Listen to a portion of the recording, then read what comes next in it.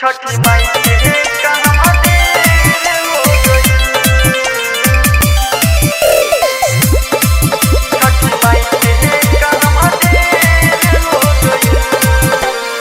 अरग के बेर भइल हो ताते देर हो छठी घाटे से कायल करे दर्शन हो।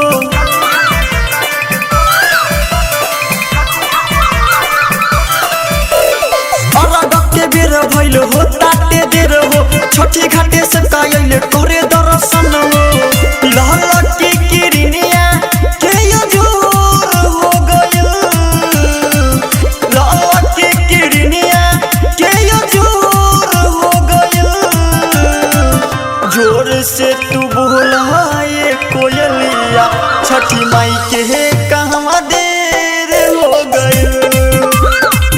जोर से तू बोलाए कोयलिया छठी माई के कहवा देर हो गइल। छठी माई के कहवा देर हो गई। अभी आप सुन रहे हैं जय श्री कैसेट कंपनी की प्रस्तुति। और गई हाथ लेके सबे भइल खार हो। दही दसन सवाई है और जीवा हमार हो। एही कोयलिया और गई हाथ लेके सबे भइल खार हो।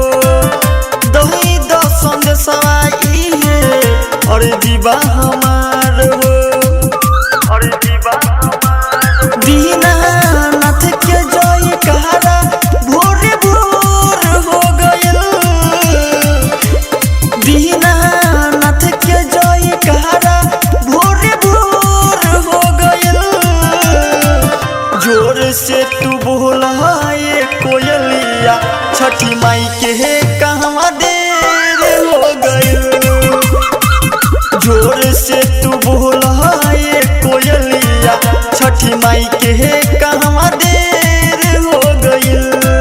छठी माई के कहवा देर हो गई।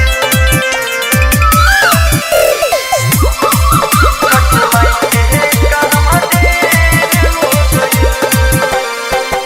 मोहित राजा संग में शंकर सुजीत हो। कमलेश गीतिया लिखले लागे बड़ा नीक हो। सुना हो मोहित राजा संग में शंकर सुजीत हो।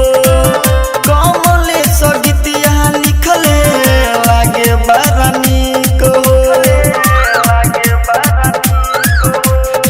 विकास राज भजन गबते भोर हो गइल।